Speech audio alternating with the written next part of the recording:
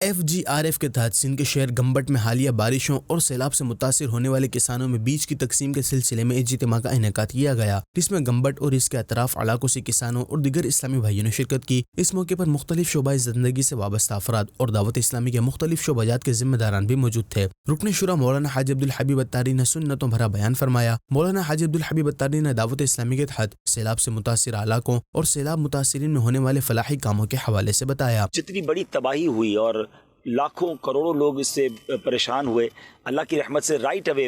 ہم کہہ سکتے ہیں کہ اگلے چند دنوں کے اندر ہی جیسی بارش کی تباہ کاریاں ہوئیں، دعوت اسلامی کا ویلفیئر ڈپارٹمنٹ FGRF اس نے کردار ادا کیا، اور چونکہ ہمارا نیٹ ورک پورے پاکستان کے گاؤں گوٹھوں میں یہاں بھی ہمارے اپنے اسلامی بھائی موجود ہیں، تو پہلے تو فوری طور پہ جو ان کو نیڈ تھی کہ ان کو کھانا پہنچایا جائے، ان کو ٹینٹ پہنچائے جائیں، پھر آگے جا کے دوائیں پہنچائی گئیں، جانوروں کے لیے ہم نے میڈیکل کیمپس لگا، اور یہ کنٹینیو جاری ہے۔ آخر میں رکن شورا نے کسانوں میں بیج کی بوریاں بھی تقسیم فرمائی۔